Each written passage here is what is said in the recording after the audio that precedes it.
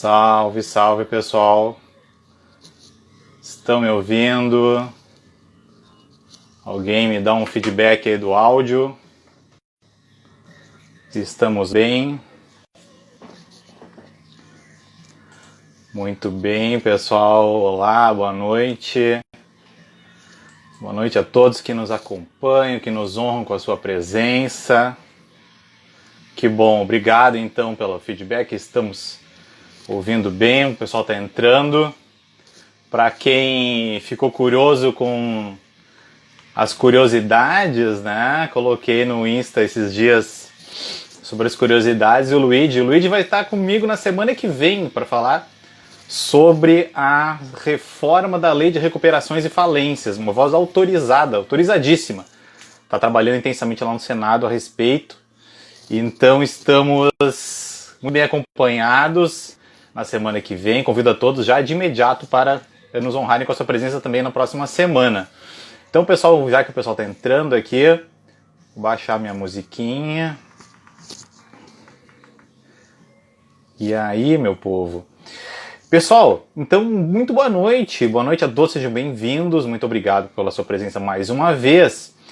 Esta live, né? Por que nós estamos com esta live? Deixei tudo meio à mão anotadinho aqui. Pessoal, o que acontece? Para quem trabalha, e eu estou em débito aqui com o pessoal do perfil, porque quem trabalha cotidianamente com as execuções, quem está assim na linha de frente, quem advoga na matéria, tem percebido, e é um assunto que está todo dia na sua mesa ou na sua tela no processo eletrônico, que é a questão da corresponsabilização tributária, que é a corresponsabilização tributária pela dissolução irregular da sociedade empresária, que é o mais das vezes nós temos corresponsabilizações com base diante de outros contribuintes, de outras entidades, associações, sociedades simples também, mas a sociedade empresária realmente é o mais frequente. A Ireli vem comparecendo também com suas problemáticas, mas a sociedade empresária realmente é a mais importante, a mais frequente, e daí que nós temos o problema da dissolução irregular, causando a corresponsabilização tributária dos administradores. É um assunto que inclusive o STJ está se debruçando a respeito e vai decidir a respeito dele, e eu vou comentar com a presença do doutor André Santa Cruz. Então essa live para todo mundo que trabalha com execução, que tem interesse em execução, que está estudando inclusive para concursos, né? Contadores, eu imagino que também será bastante proveitosa a nossa conversa, e inclusive para os empreendedores. Então nós vamos falar sobre essas situações que dizem respeito muito especialmente à execução fiscal, mas que tocam, que trazem, que afloram elementos que vêm sendo informados pelo direito empresarial, pelo direito societário. Muito me honra com o aceite do convite por parte do professor André, que é um professor que realmente não se pode mais ignorar no direito brasileiro. Todo mundo que estudou para concurso nos últimos 10 anos seguramente teve acesso aos conteúdos do professor André Santa Cruz. Então, realmente é uma voz autorizadíssima, com uma atividade não só docente, mas também muito profissional, uma atividade profissional muito relevante com relação a esses assuntos. Então, para quem não me conhece, meu nome é Thiago Scherer, eu sou titular aqui do Execução Fiscal em Curso, eu sou juiz federal em Porto Alegre, numa vara de execuções fiscais há praticamente 18 anos. Agora em janeiro, completo 18 anos à frente desta vara.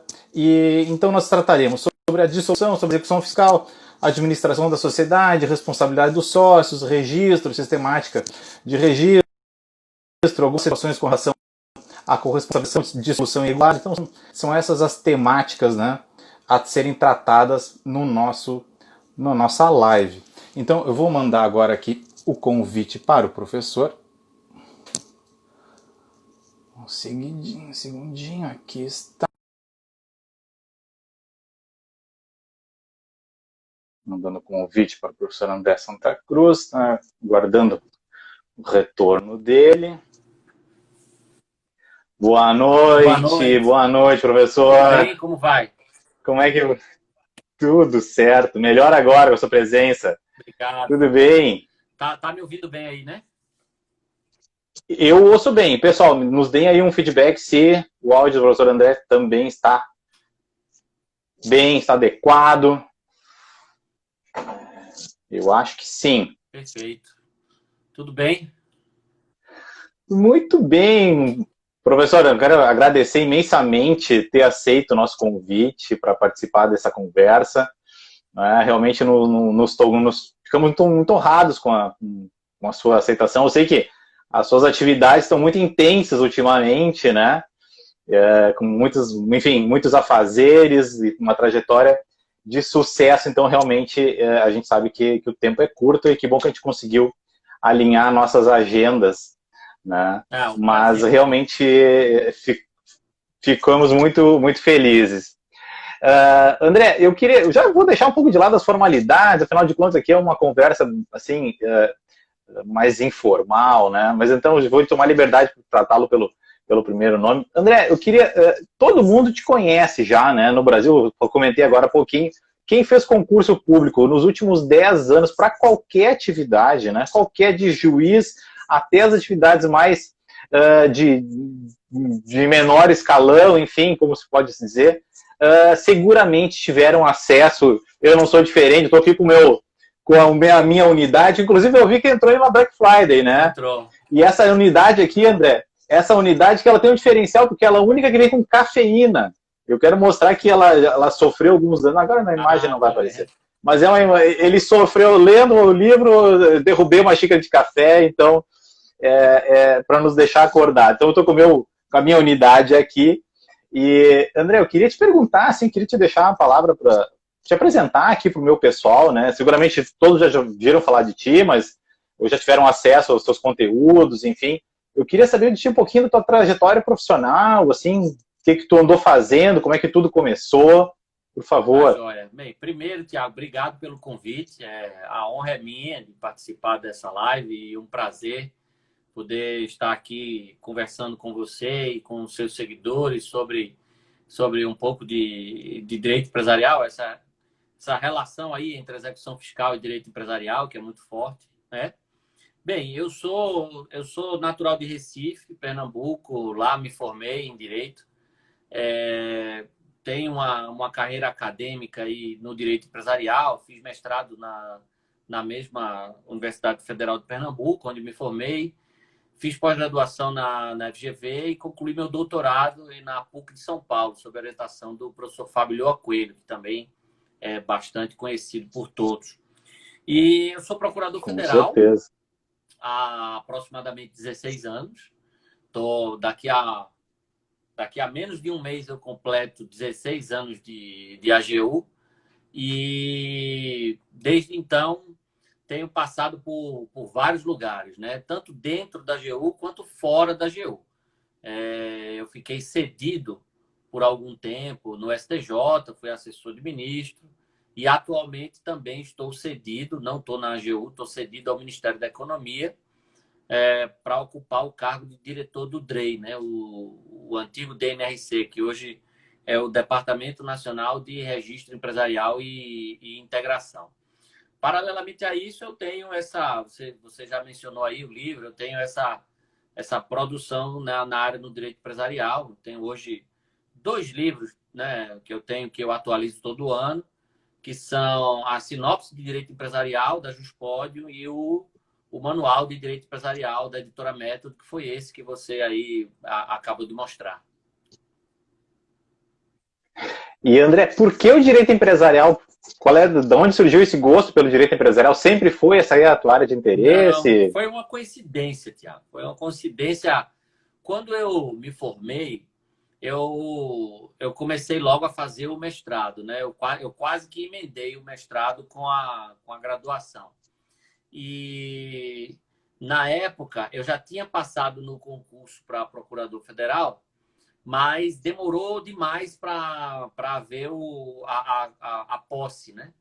Do término do Uhum. concurso para a posse foi quase um ano. Muito rolo, muita confusão. Esse nosso concurso não saía a homologação, depois a convocação para a posse e tal. E aí eu fiquei um tempo meio que sem fazer nada, porque eu meio que desencanei dos concursos, parei de fazer concurso, já passei, era um concurso que eu considerava bom na época e falei, não quero mais fazer. Claro. E aí achei que ia ser rápida a nomeação, foi demorando. E aí eu já estava fazendo o mestrado e ficava em casa só estudando e tal. Até que Claro. um amigo meu da faculdade me ligou. Isso foi justamente naquela época, você deve lembrar, que houve aquela explosão de cursos jurídicos no Brasil, né? Tem. Que foi uma época em que hoje o Brasil tem mais curso de direito do que o mundo todo, né? Se você pegar a quantidade de cursos de direito no Brasil é maior do que a quantidade de cursos de direito no resto do mundo. E isso começou justamente nessa época, 2003, 2004. E aí esse meu amigo me ligou e falou, a professora Vera, que tinha sido nossa professora na graduação, ela está coordenando um curso numa faculdade que abriu aqui, uma faculdade particular que tinha aberto, e ela está precisando de professor, e ela está recrutando ex-alunos que estejam fazendo mestrado e tal. Aí ele indicou meu nome. Quando eu fui para lá, eu achei que ela ia me chamar para dar aula de processo civil, porque era a minha área no mestrado. E eu, nessa época, estava escrevendo sobre processo civil, eu gostava de processo civil. E eu achei que era para processo civil, só que eu cheguei lá e era para direito empresarial. E aí, numa loucura, num acesso de loucura que eu tive na época, aceitei o convite, sem nenhuma condição de dar aula de direito empresarial, obviamente, mas acabei aceitando o convite e já se vão 16 anos.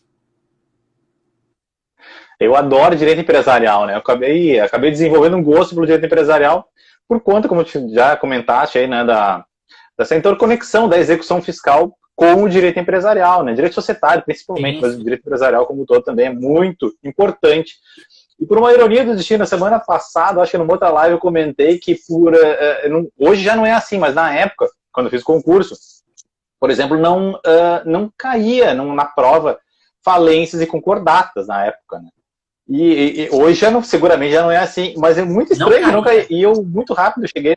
Não era ponto do edital, não tinha no edital. Caramba. E aí, por ironia do destino, eu muito rápido cheguei nessa vara de execução fiscal, e lá estou desde 2003. A gente vai entregando um pouco da idade, né? Mas enfim. E aí acabou que na execução a gente trabalha demais, né? Com falência, agora com a recuperação, a gente já faz 15 anos da lei nova, e que para nós é nova, mas enfim, para quem trabalhou antes. E a gente tem que estudar muito direito empresarial para trabalhar. Eu sempre digo, meus colegas em aula, quando eu tenho oportunidade, olha, a gente trabalha mais com direito empresarial e direito societário, muito especialmente, na execução fiscal do que a gente imagina, do que a gente supõe. E às vezes o pessoal trabalha com a matéria sem ter muita consciência, inclusive, desses assuntos. Não é? E daí que eu quis te chamar para tentar me ajudar a esclarecer dúvidas, inclusive minhas, e que seguramente estão aí vicejando na comunidade jurídica, os operadores, os interessados na execução fiscal, que vem ganhando bastante fôlego, bastante importância, enfim, né? A gente trabalhando muito tempo no seu ramo, né? Eu sempre gostei muito de tributário, né? E o concurso de juiz federal tinha uma ênfase muito forte em constitucional e tributário. Era praticamente 1/3 da prova era constitucional e tributário. Então, eu acabei enveredando por esse lado aí, sempre gostei muito de tributário, e a execução é um tributário com algumas peculiaridades, né? A imensa maior parte das execuções são execuções tributárias. Só que não é só, né? A gente precisa desse ferramental do direito privado, né, como um todo, e por aí vai também do direito empresarial, do direito societário. E um dos assuntos mais relevantes, vem só como a gente precisa estar atualizado e buscar sempre conhecimento, estar ligado nas novidades. Eu cometi uma gafe, né, me desculpa, coloquei DNRC no card do convite e é DREI. Me desculpa, foi assim, ó, sabe aquela coisa de tocar de ouvido, sabe? Me fala um pouquinho da tua atuação lá no DREI, que é um órgão tão relevante com relação ao registro das juntas comerciais e, enfim, poder de normatização. Sim. Conta um pouquinho para nós aí o que tu anda fazendo por lá. Então, o antigo DNRC, né, o Departamento Nacional de Registro de Comércio, ele foi transformado há alguns anos no DREI, e ele tem uma função principal, que essa é uma função histórica, né, tradicional desse departamento, que é a de normatizar o registro empresarial no Brasil. Né? Essa sempre foi a principal função, a principal competência do departamento. Mas de uns tempos para cá, desde que deixou de ser DNRC e virou DREI, acrescentou-se essa letra I aí no nome do departamento, que é a integração. O DREI, hoje, ele não cuida mais apenas de normatizar o registro empresarial, como sempre fez. Ele continua tendo essa importante competência. Mas o DREI, hoje, ele também é responsável por coordenar os esforços de integração de todos os atores envolvidos no processo de abertura, alteração e fechamento de empresas. Né? Então, hoje, quando você olha para o que o DREI faz, ele não faz mais apenas aquelas instruções normativas e tal. Ele continua fazendo isso. Mas ele hoje também é um dos gestores, um dos coordenadores da Rede Sim, né? A Rede Nacional para a Simplificação do Registro e Legalização de Empresas. E aí ele atua junto com a Receita Federal, com as juntas comerciais, com a Secretaria de Fazenda, com os órgãos licenciadores, etc., para melhorar o processo de abertura, alteração e fechamento de empresas no Brasil. Né? Então, hoje, é isso que eu faço, Tiago. Além de cuidar dessa parte de normatização do registro empresarial, eu dedico boa parte aí do meu dia, boa parte do meu trabalho para pensar em políticas públicas que simplifiquem, que desburocratizem. O DREI hoje ele integra a Secretaria Especial de Desburocratização do Ministério da Economia. Então, a nossa missão é essa, é simplificar, acelerar, racionalizar, desburocratizar o processo de abertura de empresas no Brasil. E isso aí, tomo liberdade de enaltecer isso aí, porque, na verdade, é a grande crítica, né, dos empresários, dos empreendedores, para usar um termo mais moderno, né? A burocracia, a dificuldade, tanto para a Constituição, às vezes, né, mas especialmente na hora enfim, da baixa nos registros empresariais, e isso acaba sendo um nó, realmente, da atividade, né? Então, eu louvo muito aí essa tua atividade, porque não só acadêmica e doutrinária, assim, mas acaba que a gente, né, participando por dentro das entranhas do Estado, a gente consegue mudar algumas coisas, né, das estruturas.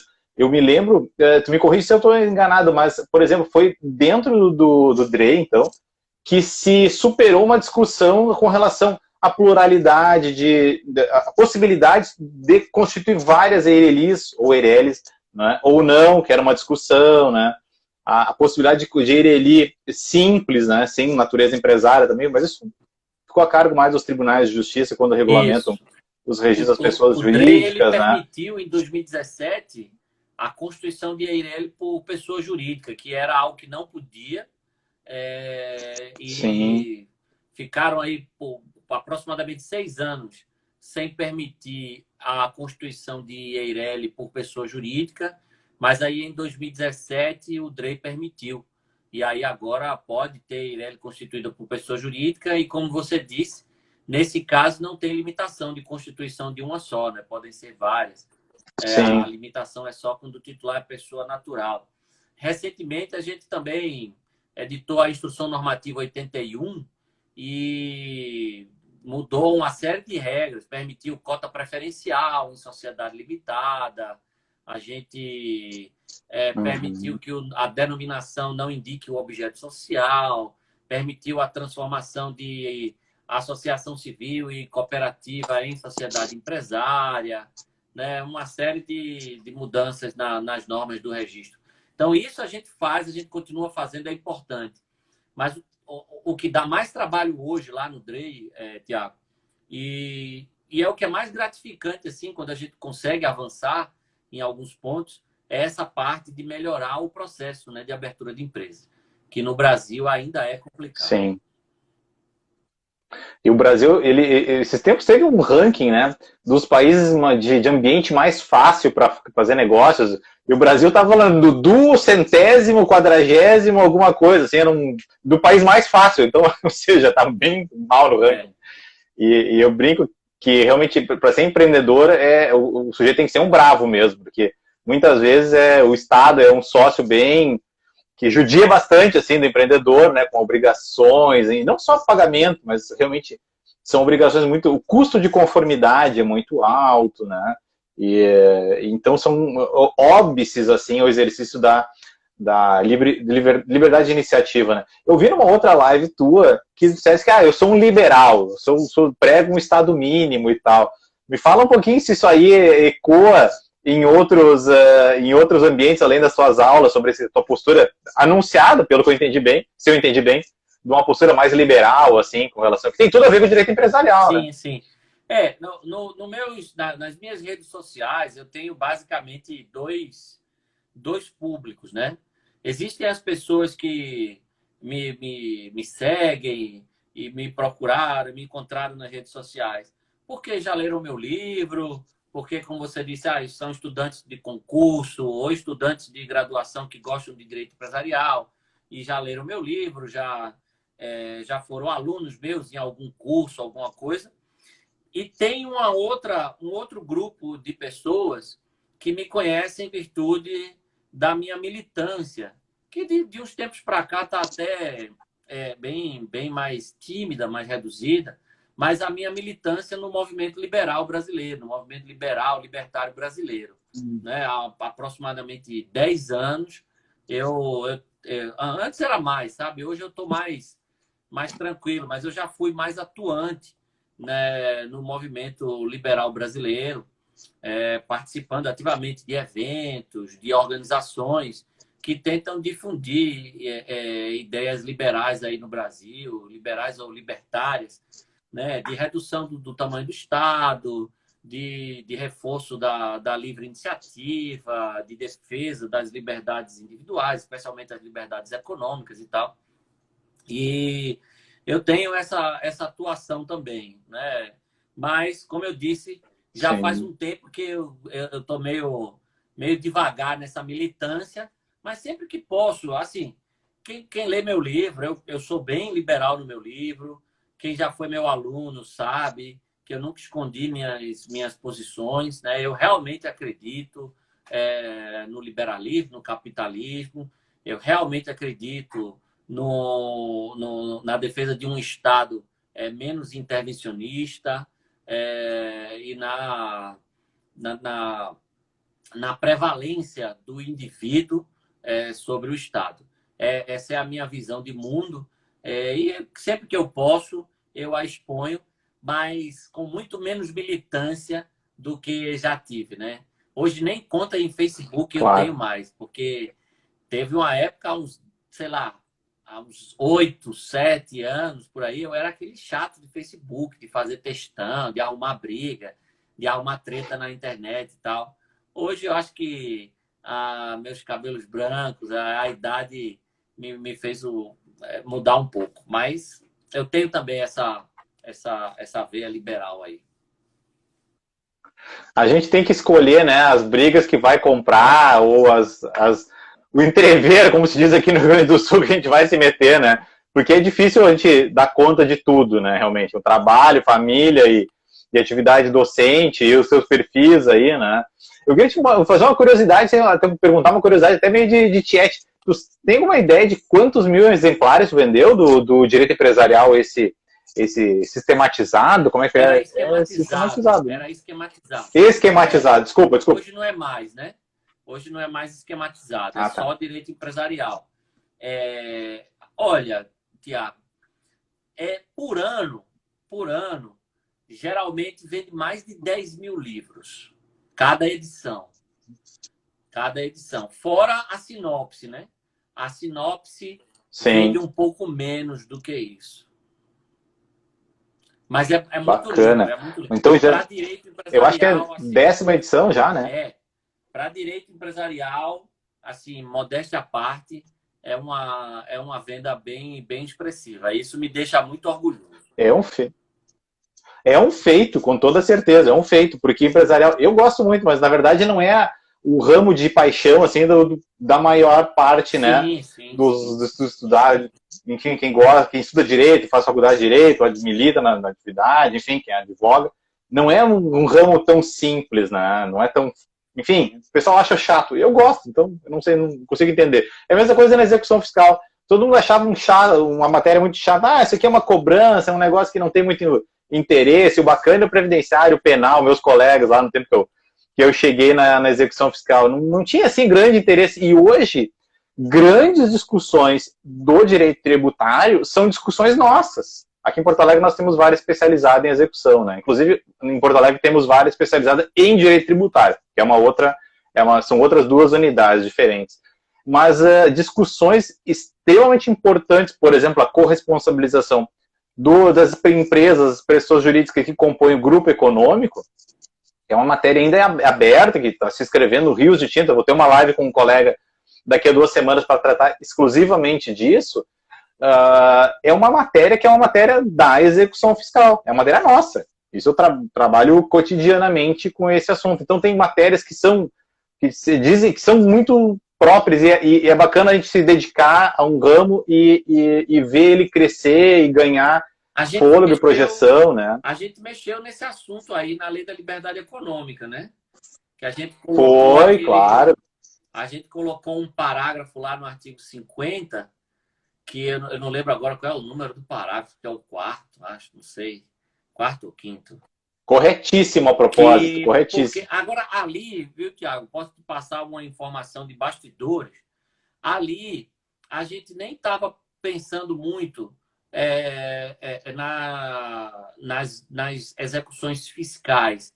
Era mais os abusos em termos de responsabilização de empresas. Quando se trata de grupo econômico, eles vêm mais da Justiça do Trabalho. Sim. A caracterização de grupo econômico e a responsabilização de empresas que fazem parte de grupo econômico, ela é mais banalizada, digamos assim. Né? Porque é preciso entender que grupo econômico, constituir grupo econômico, a existência de um grupo econômico não é algo ilegal. Né? E é preciso claro que não. E é preciso, da mesma forma que é preciso reconhecer a separação patrimonial entre o sócio e a sociedade, é preciso reconhecer também a separação patrimonial entre as sociedades de um determinado grupo. Né? E portanto, claro, a gente entendeu que era importante colocar aquele parágrafo lá no artigo 50 para dizer, para responsabilizar aqui, tem que preencher os requisitos da desconsideração da personalidade jurídica. Né? E acho que foi um grande avanço. Com toda certeza. Tem que esperar aí um tempo e depois fazer estudos, né, estudos empíricos, para ver qual foi o efeito dessa regra nos processos. Mas a gente espera, a gente tem uma legítima expectativa aí de que isso dê um certo freio de arrumação, né? Para que só se responsabilize realmente uma empresa de um grupo econômico por dívida da outra, se houver realmente um fundamento que autorize a desconsideração da personalidade jurídica. E um fundamento fático também, porque muitas vezes não é uma razão de direito, é uma solidarização ex lege, né? Isso não é admitido, o Supremo já tem precedentes a esse respeito, né? Então, acho que foi um parágrafo muito bem colocado, né? E tem também as iniciativas da esfera civil, né? De corresponsabilização entre sociedades, lá na recuperação, na falência, também é um assunto bem vivo. Eu digo da execução fiscal porque é do tributário, né? São discussões do tributário que enfim, afloraram lá na própria execução fiscal. Mas a gente tem aqui, para chegar mais perto do nosso assunto da live, eu chamei aqui um tiro de canhão para matar uma formiga, né, pessoal? Eu estou com o diretor do DREI para explicar um pouquinho sobre essa sistemática de registro. E eu tenho até uma sugestão para fazer depois, mas eu sei que talvez vai atritar com a tua postura mais liberal. Mas, enfim. André, o que acontece? Na execução fiscal, nós temos uma situação, por exemplo, constituído o crédito tributário, que pode ser por um processo administrativo ou por uma declaração fiscal, DCTF, GFIP, coisa do tipo. Se a empresa não pagar, vai se promover uma execução fiscal, eventualmente um protesto, mas mais das vezes, quando são créditos mais vultosos e quando a contribuinte tem a viabilidade, tem possibilidade de recuperação desse crédito, quando ela tem algum patrimônio, a Fazenda percebe isso, a Fazenda propõe essa execução fiscal. Eu, como juiz, recebo aquela inicial com a CDA, olho lá, não tem nada de errado, não tem um indício de prescrição, não tem nada que me levante a necessidade de tomar alguma outra iniciativa, dou lá o cite-se. E aí vai uma carta de citação, é o modelo da nossa lei de execuções, e a carta de citação chega lá no domicílio fiscal, porque quando ela entrega a declaração, ela tem o domicílio de eleição, 127 CTN, ela escolhe um domicílio, a execução vai ser dirigida contra aquele domicílio. Enfim, lá que nós vamos tentar identificar, localizar a empresa, penhorar bens. Vai lá a minha carta, e aí vem a carta com a informação do mudou-se. Inclusive eu chamo aqui o problema do mudou-se. Porque vai lá o carteiro e aí muitas vezes essa situação. Quando está entregue a carta pelo STJ, é citação positiva. Né? Se está entregue no domicílio fiscal, não tem problema de citação, mesmo que ela não tenha efetivamente atuante lá, né, naquele domicílio, naquele endereço. Mas o problema do mudou-se aflora o pedido, vai provocar por parte do credor um pedido de redirecionamento da execução, e ele tem um argumento muito forte, muito poderoso, que é a súmula 435 do STJ, que diz mais ou menos assim, não vou recitar a súmula, mas ela diz mais ou menos o seguinte: presume-se dissolvida irregularmente a sociedade que não é localizada no seu domicílio fiscal, legitimando o redirecionamento da execução. E aí eu vou olhar. Agora tem umas coisas que estão em aberto ainda, se é o sócio do momento da dissolução, se é o sócio do momento da dissolução e também o sócio do momento do fato gerador, que a gente chama de duplo requisito, né? Isso tá, o STJ oscilava a esse respeito. E aí nós temos o pedido e vamos pensar, o sócio é o mesmo que estava no momento do fato gerador e na dissolução. E aí eu vou redirecionar essa execução contra esse sócio, vou citar ele em nome próprio, e aí muitas vezes vem ou em exceção de executividade ou em embargos de devedor mediante penhora, essa alegação: olha, doutor, aqui não houve uma dissolução irregular, não houve uma tentativa de burla ao fisco, não houve tentativa de distração do credor fazendário e absorção de bens. E aí, essa é a temática, e tem problemas probatórios envolvidos, enfim, todo mundo que atua em execução tem um processo disso aí. André, a gente sabe que a sociedade é formada por um contrato plurilateral, né? O que o sócio tem que fazer quando faz o contrato? Vamos imaginar que ele foi um advogado, né? Ele não foi no contador. Podia até pegar o modelo que está no teu livro, tem um modelo de contrato de sociedade empresária, né? O que ele deve fazer, né, quando ele assina o contrato de constituição dessa sociedade? Então, essa súmula 435 do STJ, ela é uma súmula que foi editada pelas turmas de direito público, né, primeira e segunda turmas, que compõem lá a primeira sessão. Inclusive, há vários precedentes da terceira e da quarta turma que dizem, não se aplica aqui, só se aplica na execução fiscal. Porque a terceira e a quarta turma do STJ, que são as turmas de direito privado, elas dizem: essa dissolução irregular não é suficiente por si só para autorizar a desconsideração da personalidade jurídica e responsabilidade do sócio. Isso é uma jurisprudência que foi construída nas turmas de direito público do STJ, que tem um viés mais pró-fazenda, digamos assim, né? Pelo menos historicamente, essas turmas têm um viés mais pró-fazenda. Então, o que acontece? Quando você constitui uma sociedade empresária, vamos pensar numa limitada, que eu creio que a maioria dos casos lá deve ser limitada, né? Claro, então, com toda certeza. Você vai ter um contrato social. Esse contrato social, ele tem que ter aquelas cláusulas obrigatórias, aquelas cláusulas gerais obrigatórias lá do artigo 997 do Código Civil, Então, tem que ter a qualificação dos sócios, a qualificação da própria sociedade, ou seja, o nome empresarial dela, a sede dela, o objeto social dela, o prazo, que geralmente é prazo indeterminado. Tem que ter o capital social, né? Tem que ter a divisão do capital social, que no caso da sociedade limitada é em cotas. Então, vai dizer, ó, quanto percentual do capital fica para esse sócio, para aquele sócio e tal. Vai ter que dizer como é que cada sócio vai integralizar essas cotas, se é em dinheiro, se é em bens, se é em créditos, tal, e como é que vai ser. É, vai dizer quem administra a sociedade, né, e eventualmente estabelecer algumas limitações ao poder da administração, né, trata também das deliberações sociais, etc. Então, o contrato social é aquele documento ali que trata dessas matérias fundamentais. O que acontece é que, muitas vezes, a sociedade passa por algumas mudanças e os sócios, por desorganização, por, sei lá, por vários motivos, eles acabam não formalizando essas mudanças por meio de alterações contratuais, o que deveria ser feito, né? O que deveria ser feito. Uma dessas mudanças, que às vezes não é formalizada, é a mudança de endereço. Então, muitas vezes, esse mudou-se que acontece aí na execução fiscal não significa que aquela sociedade foi extinta, foi dissolvida, né? Foi dissolvida e, consequentemente, extinta.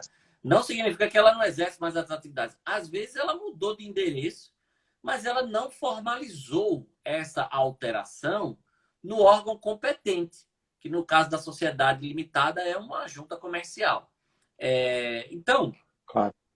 quando se fala em dissolução irregular nesses casos, que é basicamente porque a empresa não alterou seu endereço lá nos cadastros e tal, não há dissolução propriamente dita.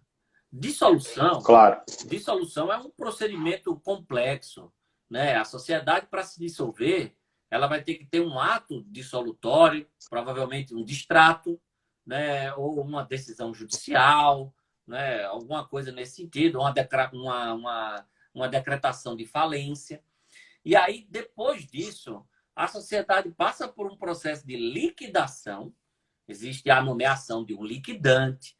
Esse liquidante vai apurar ativo e passivo, né? Pagar o passivo. Se houver sobra, ele vai distribuir essa sobra entre os sócios, conforme a participação deles. E depois dessa liquidação e dessa eventual partilha, você vai ter a extinção com a respectiva baixa na junta comercial. Então, isso é o processo de dissolução. Um processo de dissolução normal segue essas etapas, para que você finalmente tenha a extinção, a baixa lá, o fim do CNPJ. Quando a súmula 435, a jurisprudência aí do STJ fala nessa dissolução irregular, o termo não é muito técnico. O que você teria aí seria uma irregularidade registral ou uma irregularidade cadastral. Você mudou de endereço e não atualizou seu endereço na junta comercial, por meio de uma alteração contratual, e, consequentemente, nos órgãos. Porque, feita a alteração na junta, isso replica nas repartições fiscais, né? Receita Federal, Secretaria de Fazenda Estadual, Secretaria de Finanças Municipal. Tal. Então, é complicado você presumir uma ilegalidade maior a ponto de permitir. Isso é uma opinião minha, posso estar errado, mas assim, eu acho que é um exagero você presumir uma ilegalidade a ponto de permitir o redirecionamento da execução contra os sócios, administradores, sei lá, conforme o caso, em virtude de a empresa não ter sido encontrada e aí você dizer que houve uma dissolução irregular. Sabe? Eu acho que é muito fácil para a Fazenda Pública. É uma jurisprudência que facilita muito a vida da Fazenda Pública. Não encontrou naquele endereço, eu vou presumir que houve dissolução irregular, redireciona a execução contra os sócios. Foi uma grande vitória histórica nos tribunais da Fazenda Pública, não há dúvida. Agora,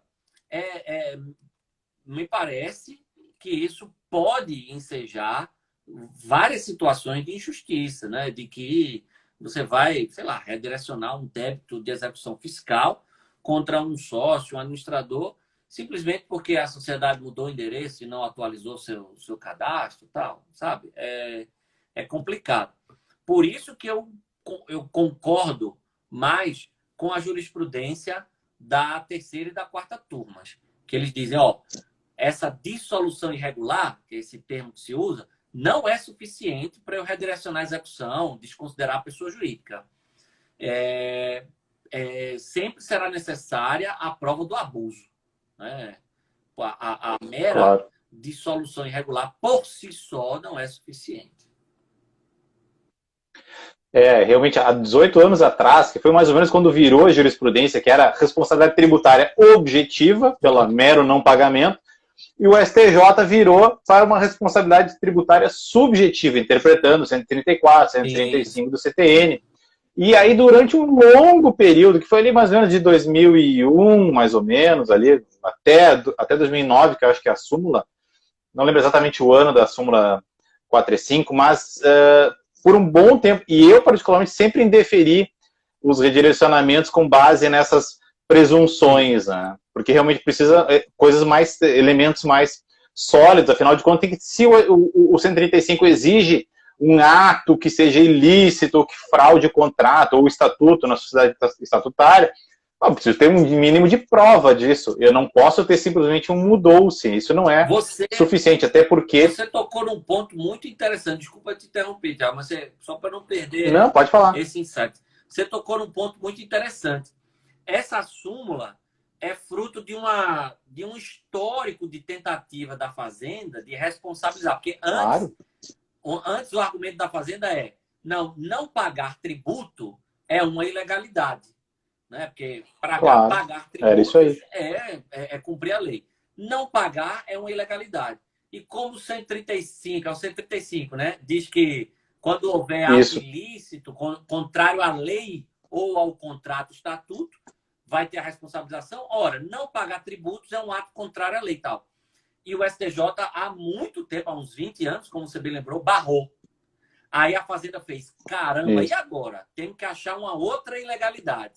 Aí encontraram essa tal ilegalidade aí que é, se você não foi encontrado porque o endereço que consta dos seus cadastros, a gente foi nele, não te encontrou, isso é uma ilegalidade, é uma dissolução irregular, isso justifica.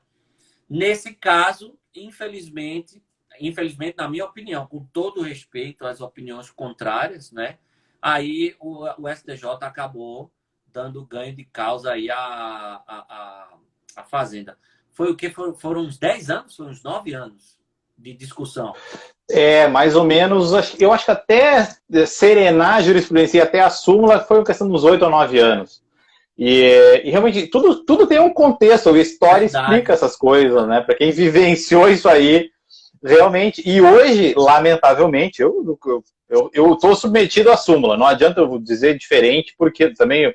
O processo não é o ambiente para isso, mas em âmbito doutrinário, como a gente está aqui discutindo opiniões, a gente é livre para pensar e, inclusive, a jurisprudência muitas vezes evolui, tem procedimento, inclusive, de revisão de súmula vinculante. É o exemplo que eu sempre uso. Então, na verdade, a gente tem o direito de questionar e acho que é muito bom isso. Mas eu não consigo me conformar com essa súmula, seja porque o artigo 135, esses dias eu fui ler todos os precedentes que fundamentaram a edição das súmulas 435.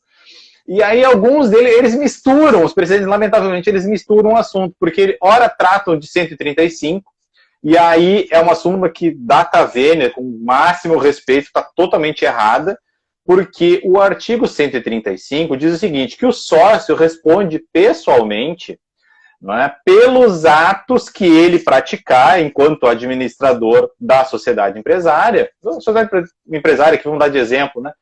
Mas quando ele pratica, na administração, um ato que viola o contrato, ou o estatuto, ou que viola a lei. E aí, o que diz o 135? O sócio vai responder pessoalmente.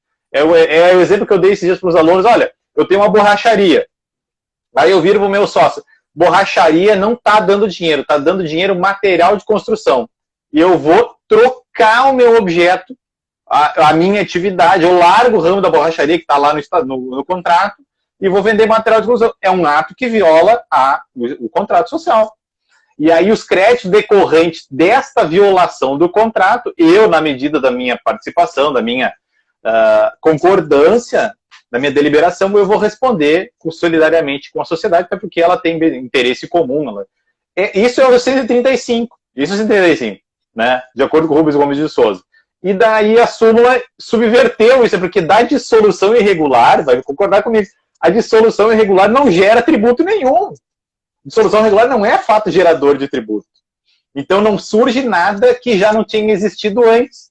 E daí que o sócio ele pode responder se eventualmente houve algum subterfúgio, né? Que isso também eventualmente acontece, né? Eu baixo a cortina de aço aqui, distribuo os bens remanescentes, o estoque e tal, e aqui a gente então, tipo, tô fugindo, né? Eu, enquanto administrador de uma sociedade, tô fugindo do credor, né? Qualquer credor, inclusive fazendário. E aí, então, isso sim eu posso entender que é uma dissolução irregular. Mas aí eu não vou responsabilizar pelo CTN, eu vou responsabilizar ele pelo direito privado. Sim. E o fisco é um terceiro. Essa é outra questão interessante. Muita gente chama o 135 de desconsideração da personalidade jurídica, quando não é. Ali é uma situação de imputação direta de responsabilidade aos sócios em virtude de ilegalidade, né? de ato contrário à lei, ao estatuto ou ao contrato social. Né? A Fazenda Pública ela ainda tem essa prerrogativa, né? Ela redireciona a execução do sócio não com base nos pressupostos da desconsideração da personalidade jurídica, mas com base em pressupostos próprios, né, específicos, que são aqueles lá do 135.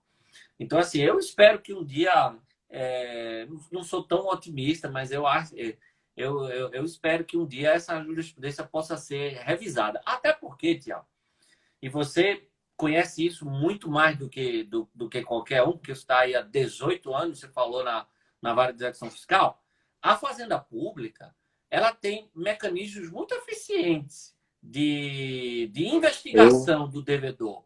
Né? A Fazenda Pública normalmente tem convênio, já acessa direto lá sistema do Detran, né? eu creio, já acessa direto o sistema de uma série de ativos, busca de ativos, coisas que um credor particular não tem. Né? Então, a Fazenda Pública ela tem condições de buscar elementos probatórios que justifiquem um eventual redirecionamento. Né? Então, veja, você tem um credor que tem uma posição privilegiada no processo, porque ele tem mecanismos de busca de ativos muito mais eficientes do que um credor privado, porque o credor privado tem que pedir ao juiz para oficiar, né? Sabe lá se o juiz vai deferir e tal. A Fazenda não, ela já tem esses convênios, Então, você tem um credor que tem essa posição privilegiada em termos de investigação e busca de ativos do devedor. E aí, para esse credor, você ainda flexibiliza a possibilidade de redirecionamento, eu acho que é um contrassenso, sabe? Devia ser o contrário. Se esse credor tem privilégios, né, na hora quanto aos mecanismos de busca de ativos, então, para esse credor, eu deveria ser ainda mais rigoroso na hora de, eventualmente, permitir um redirecionamento ou não. Né? Porque ele tem como me trazer elementos melhor do que um credor privado. Mas, enfim, são opiniões. Realmente, eu tenho uma aula sobre prerrogativas da Fazenda Pública na execução fiscal e eu digo que são infinitamente expansíveis. As prerrogativas, elas são, assim, eu não consigo terminar de contá-las. Inclusive, uma delas, como você disseste aí, que é o de ter acesso da Fazenda Nacional, né, que é o maior litigante na execução fiscal, né, ela tem acesso aos dados fiscais do contribuinte direto, né, ela tem acesso direto aos dados fiscais. Então, patrimoniais, assim, né, para pesquisa de bens. Eu quero até louvar a Procuradoria, que faz alguns anos e mudou radicalmente a postura da Fazenda, e ela está fazendo um ajuizamento mais seletivo. Esse ano, inclusive, pela crise, está suspenso o ajuizamento. Eu quero te ouvir o que tu acha do ano que vem. Mas está mais seletiva porque ela propõe a execução com o mínimo de indícios de que essa execução possa ser frutífera. Também, no né? passado, lá... Claro, além da questão do valor. E no passado, a execução acabava sendo um depósito de lixo, com perdão da palavra, porque eram execuções acima de 4 anos e meio da data do fato. Não é? A gente sabe como é que no sistema privado, um banco não vai executar depois de 2 anos um devedor privado, né? E inclusive vai ter garantia real, mas a demora, inclusive de créditos já prescritos postos em execução, acabava justamente assim, esse atraso. E aí vinha o CNJ, porque demora demais para citar o devedor na execução fiscal. Sim, mas o que vocês esperam com uma execução de 5 anos? Passados 5 anos, passou uma vida. A mortalidade das empresas de pequeno porte é de 25% nos 2 primeiros anos. Então, a antiguidade da execução acaba impondo uma consequência, que é a não localização. E aí nós vamos apertar ainda mais, dizendo que houve uma dissolução irregular na situação de que o devedor muitas vezes foi sufocado. Né? A gente tem agora nessa situação de crise, lamentavelmente, alguns setores estão aquecidos, né? Mas alguns setores foram extremamente prejudicados. Né? E infelizmente nós teremos o aprofundamento do abismo social no Brasil, enfim, vários reflexos que a gente vai sentir nos próximos anos, e isso vai ecoar também na execução fiscal. Então, tudo tem um reflexo, e aí um tratamento que o direito vem dar a posteriori, às vezes meio atrapalhado, né? Então, assim, quando a gente propõe execução e a empresa está ativa em um outro endereço, eu, inclusive, defendo e escrevo que, mesmo em exceção de pré-executividade, eu posso analisar isso aí. Se traz uma demonstração que eu estou ativa lá a empresa está ativa lá num outro endereço, não há problema, vamos revogar o redirecionamento. Em muitas situações, de outro lado, não tem problema nenhum.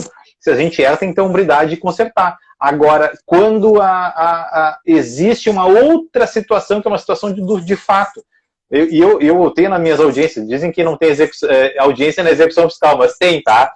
Vamos quebrar esse mito. E nas minhas audiências eu ouço lá, sempre eu ouço o depoimento pessoal dos embargantes, que são as audiências são praticamente sobre essa matéria aí, né? E embargo de terceiro, mas muito sobre corresponsabilização. E aí vem e eu quero sempre ouvir, o que aconteceu?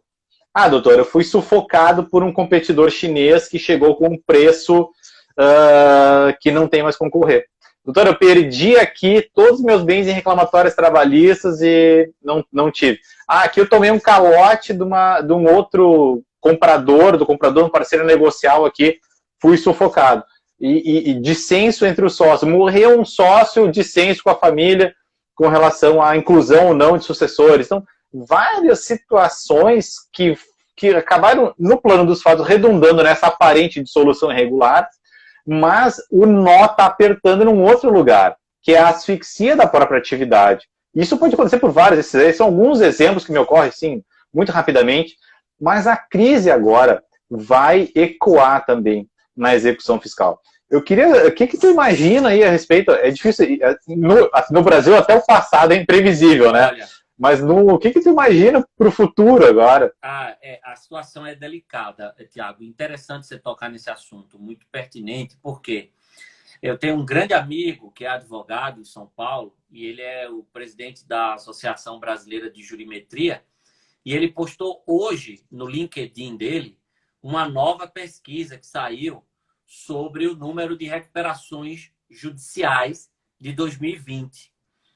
E todo mundo sabia já que esse número era muito alto, mas agora é quase certo que vai ser o ano com mais pedidos de recuperação judicial na história, né? Superando o ano de 2016, que tinha sido o ano com mais pedidos. É óbvio que isso é reflexo, me parece, da pandemia, né? E há outros dados interessantes na pesquisa. Eu estava até, antes de a gente entrar na live, eu estava conversando com ele por WhatsApp, e ele dizia, ainda não são dados ainda inconclusivos, que é, por exemplo, um número muito pequeno de pedidos de recuperação social na capital e um número muito grande em cidades do interior, o que pode indicar uma mudança das empresas, né, para o interior. E ele me disse que ainda não sabia exatamente o porquê, mas que ia continuar a investigação e tal.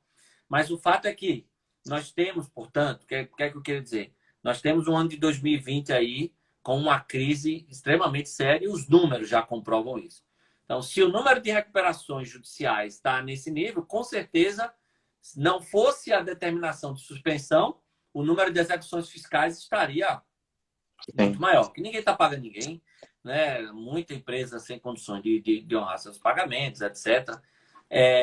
Então, 2021 vai ser o ano em que, tomara, a economia vai voltar aos trilhos, mas toda a desgraça que aconteceu em 2020 vai começar a aparecer, né? Vai começar a aparecer. E aí, boa sorte para você. Com certeza. Porque se eles pegarem as execuções fiscais todas represadas e entrarem de uma vez, vai ser complicado. Então, assim,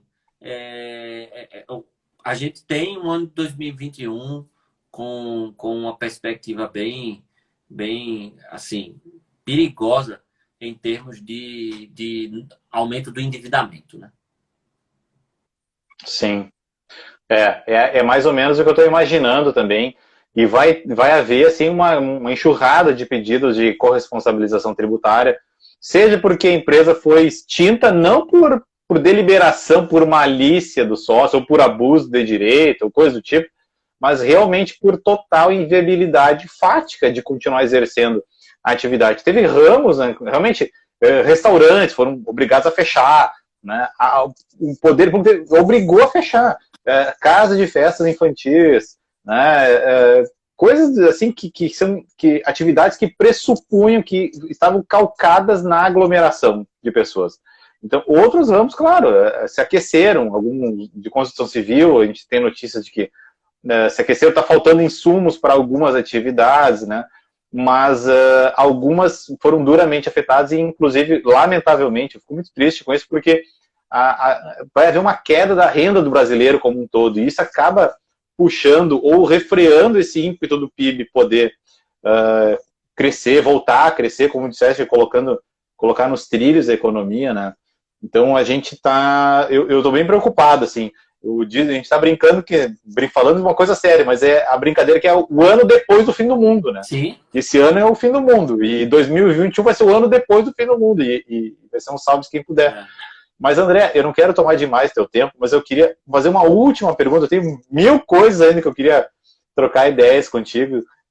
Não é sempre que a gente tem uma oportunidade dessas, mas a gente falou um pouquinho sobre a lei da liberdade econômica, né? Enfim, foi um marco muito importante. Eu também tenho uma alegria, assim, um orgulho de ter participado da edição de alguns anteprojetos de lei que foram enviados para a STJ e alguns foram aprovados. Então, é muito legal quando a gente consegue reformular assim, o direito por dentro, né? Realmente são poucas pessoas que conseguem chegar a esse nível, assim, sem ser legislador, deputado, senador, né?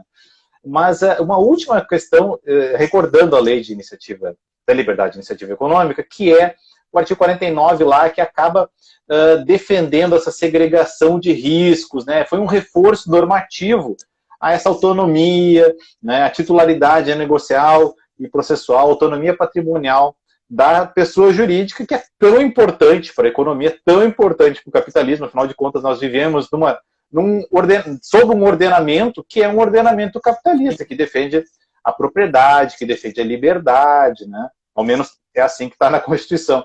E eu queria para deixar uma mensagem aqui para quem está nos assistindo e também para quem puder assistir mais à frente aí no IGTV, tu imagina alguma cautela adicional, porque a gente sabe que o contrato social tem que ser registrado na junta e atualizados os registros, né? Sob pena de se transformar numa sociedade em comum, né? Sem limitação de responsabilidade. E daí, o que tu imagina que mais se possa fazer, agora dando um ombro amigo para os nossos amigos empreendedores aí, para prevenir ou para se manter minimamente regulares, né? Perante essa situação, desse contexto de crise, porque se a empresa foi sufocada ou teve o faturamento extremamente diminuído, naquele caso do player chinês, a indústria virou uma empresa de prestação de serviços. Ela fazia a industrialização e depois passou a prestar assistência técnica. Então, essa foi uma reformulação, uma reorganização da atividade que acabou deixando a empresa regular. Tem um sopro de esperança para os empreendedores aí para evitar a corresponsabilização tributária? Então, aquele sócio de uma sociedade que não tem poderes de administração, o sócio minoritário, para usar o termo, né, o jargão Claro. mais comum na prática. O sócio minoritário, aquele mero investidor, ele tem que tomar um cuidado de exercer o seu direito de fiscalização sobre a gestão da sociedade, né? É verdade que, quando se trata de sociedade limitada, os instrumentos, os mecanismos de fiscalização, eles não são muito eficientes, né? Nem toda sociedade tem conselho fiscal, nem dá para ter, porque isso gera um custo para a sociedade. São pouquíssimas as sociedades que têm um conselho fiscal. Aquelas sociedades limitadas que não têm um conselho fiscal, os mecanismos normais de fiscalização da gestão não são muito eficientes. O sócio tem o direito ali de... vai na Assembleia Anual, ele vai ter acesso ao balanço patrimonial, ao balanço de resultado econômico, né, a prestação de contas, vai lá. Mas, tirando isso, é importante que ele coloque no contrato algum tipo de prestação de contas periódica por parte dos administradores, um fluxo de informações que ele receba para que ele veja como é que está indo, se a sociedade está indo bem ou não. E agora isso também isso muitas vezes tem um custo, porque às vezes o sócio não tem conhecimento, ele vai ter que contratar alguém, ser um advogado, um contador, tem um custo. Ele tem que levar isso em conta. Na hora dele investir na sociedade, ele tem que saber que ele não só vai investir aquele valor. Eventualmente, ele vai ter um valor a mais, que ele vai ter que desembolsar periodicamente para verificar como é que está a administração daquela sociedade, se está indo tudo bem ou não. Agora, na atual conformação do nosso ordenamento jurídico, Tiago, esse sócio está mais garantido do que estava antes. Por quê?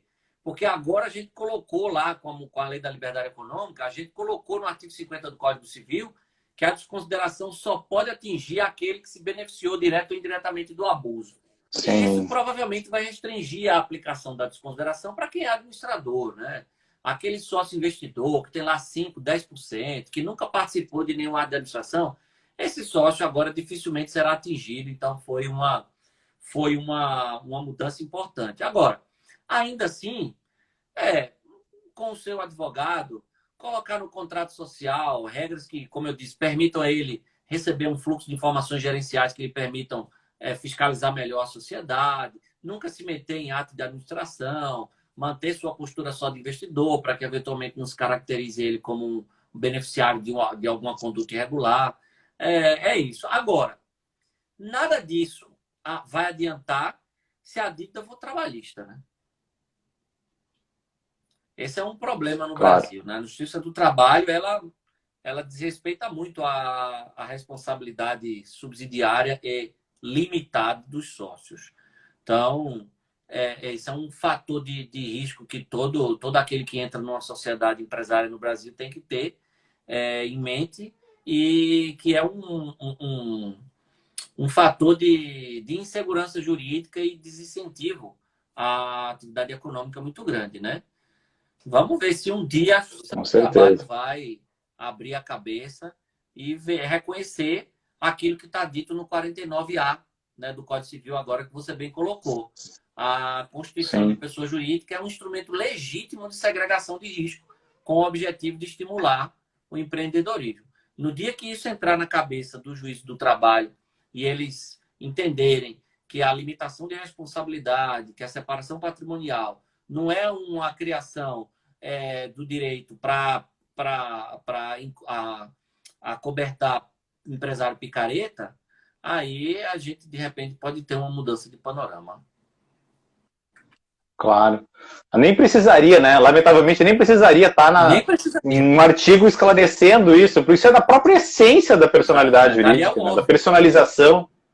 É óbvio, com certeza. Com certeza. E isso, lamentavelmente, vem... né, essas iniciativas um pouco excessivas, assim, né, para usar um eufemismo, acaba que desestimula realmente o empreendedor, ou menos aquelas atividades que têm uso intenso de mão de obra, intensivo de mão de obra. Realmente é um risco, por isso que eu disse já lá no início que que quem empreende no Brasil muitas vezes é um bravo realmente, né? Tem que ser quase um aventureiro, porque são tantos os riscos, né? E com esses sócios assim tão gananciosos, e realmente é complicado, como disseste.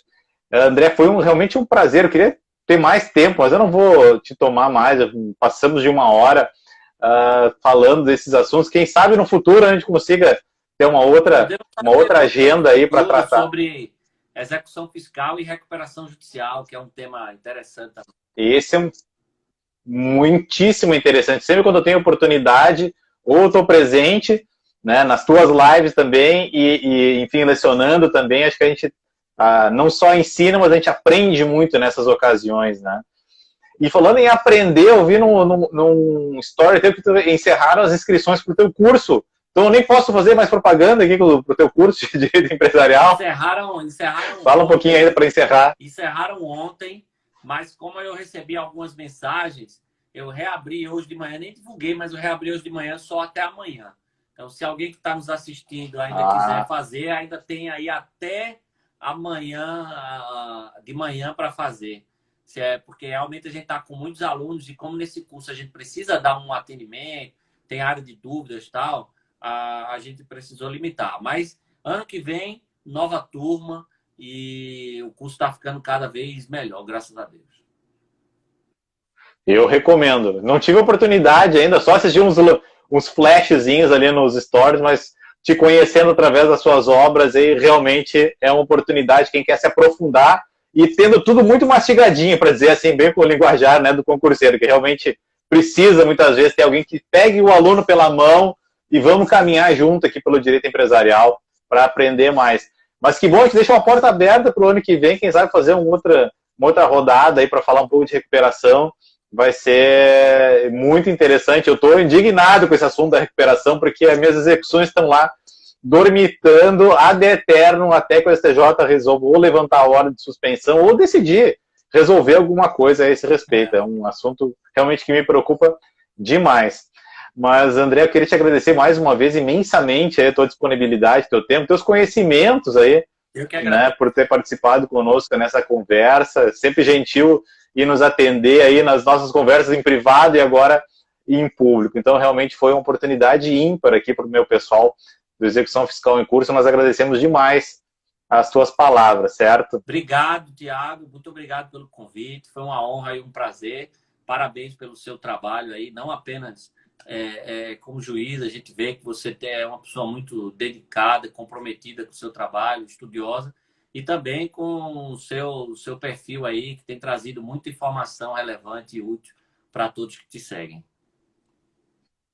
E para encerrar, né, eu acho que me autoriza, né? Vou perguntar por educação, mas deixar gravada a nossa conversa aqui para consulta a posteriori aí, né? Fica à vontade. Tá certo. Que bom. Que bom. Muito obrigado. Te agradeço demais, mais uma vez. Eu fico encantado aí com a nossa conversa. Obrigado, meu. E até uma próxima, né? Vamos deixar plantada essa sementinha. Quem sabe ano que vem a gente consegue frutificar isso aí. Com certeza. Um grande abraço. Obrigado, pessoal, todo mundo que acompanhou aí e quem, enfim, vai assistir também em outra ocasião mais propícia. Muito obrigado, um forte abraço e fiquem ligados que na sequência vai ter mais lives aqui no nosso perfil, assuntos interessantes também nesse diálogo do empresarial com o direito tributário e execução fiscal. Certo, pessoal? Um abraço, então, André. Um abraço, pessoal. Até a próxima. Valeu. Tchau, tchau. Boa noite.